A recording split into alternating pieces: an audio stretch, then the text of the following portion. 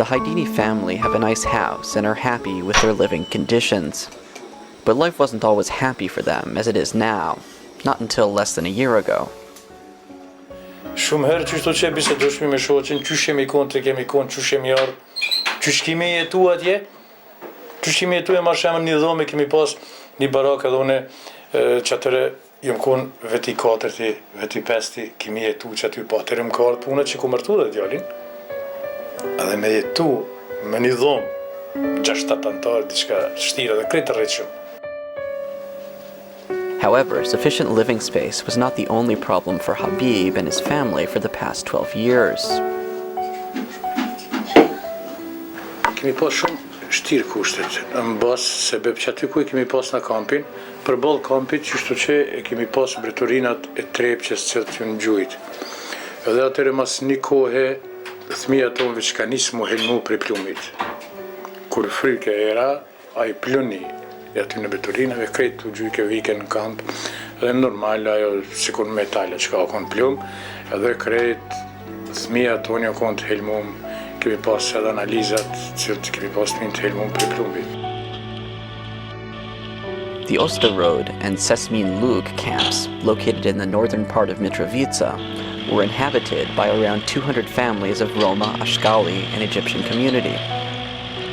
Se cili personi cili është këthy prej kampeve veriore ka pas nivelin mbi vlerat e lejume me standardet dhe protokollet e nivelit të lejum të plumit në gjak. Më thonë, prej 10 mikrogram per decilitër e tutje, deri në disa raste, dhe më thonë ku kemi pas dhe mbi vlera mbi 65 mikrogram per decilitër, me pajisjen dhe aparaturën që kemi pas këto. International donors joined forces to support the resettling of these families from the two camps. Not only resettling, but supporting with whatever they could to have a true impact in their lives. The biggest supporter in this action was the European Union. Through the EU funding, most of the families living previously on camps moved into these newly built houses in the southern part of Mitrovica. The non-governmental organization Mercy Corps is the implementer of this project. Mercy Corps got involved in 2008, first working with USAID in a program called Restart, and then subsequently funded by and supported by the European Union in resettling 120 families. The families would not have been moved. I mean, under the USAID project, we were able to move 50 families, but it was the EU project that got the rest of the families moved into Roma Mahalla. Funding was not the only challenge. Project implementers encountered other problems on the way.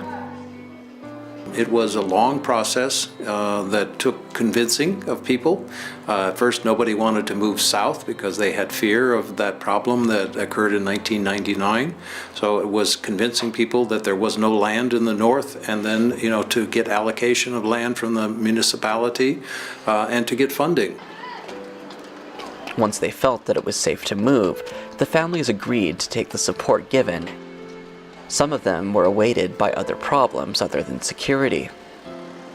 Dersin, ata e kam pas marrë përgjegjësi për me ndërtu shtëpiat ata që janë në pronë private, që janë në pronë të komunës.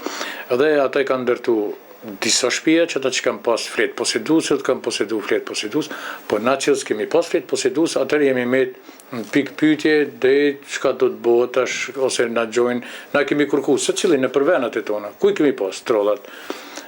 Ku kanë jetu babat e tonë ose babgjyshat e tonë ose që aty ku jom le, ku jom rrit, kemi kërkuar që atë. Most of the land in which Habib and the other members of the community were planning to resettle was public property.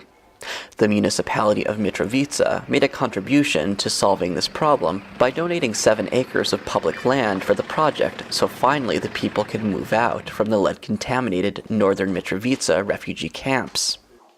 Këto njodhat e zeza të Kosovës ka pas një ditë të vjen edhe fund të tyne, edhe ashtu që bashkarisht me komisioneve prian, Mercy Corps edhe komuna, një marrëveshje 3 pashe kanë bërë, ashtu që është ndërtu në tokën e komunës, ku është alloku, si thash më parë, 7 hektar tokë, këto bashkësia e komunitetit raje.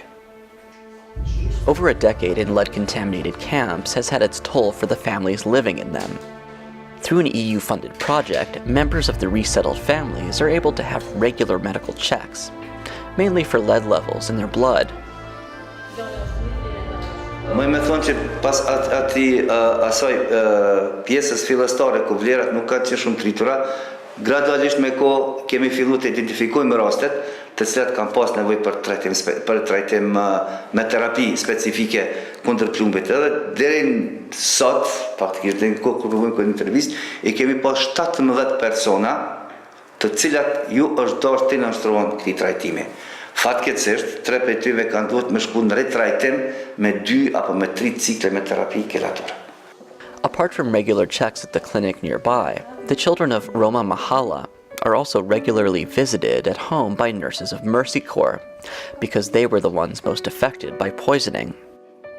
Fëmija e për shembull 5 vjeçare, sa duhet me kon i rritshëm, nuk u kon. Kemi pas fëmijëve dhëmt që ju kanë pas prish më herët. The Mahalla children now also attend school. The settlement is equipped with a learning center that supports school children with their homework and prepares them for classes. Kjo qendër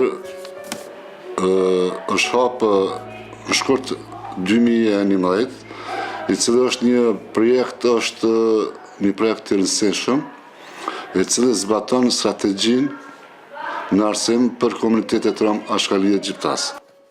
The learning centers would make up for the fact that most of the parents from Roma, Ashkali, and Egyptian community have difficulties in reading and writing and are not able to help their children with their homework and exercises. These problems affected the attendance and quality of education at the schools. The learning center also provides reading and writing courses to the parents. Kjo qendër umron gjithsej të 150 fëmijë që i ofron asistencë në detyra shtëpie. Dikon kem 80 fëmijë të moshës 3 deri në 6 vjeta janë në atë objekte në parashkollor. Some of the members of the community even managed to find jobs for the first time in over a decade, although not for the overall population of the Roma Mahalla. At least for some of them, the project could offer support on this important issue. Every family was entitled to a livelihood grant unless they were aged or disabled, and then they were entitled to a pension. But a livelihood grant, we helped develop a business plan for each family, and then we did not give cash grants, we gave equipment or tools or something else. In addition to this, the project tried to work with different companies, one of them being the furniture producer, Ciauberto. In this case, the project gave a grant to the company so they could buy some equipment with the guarantee that they would hire a certain number of employees from the community. Now 10 persons are employed as part of the undertaking.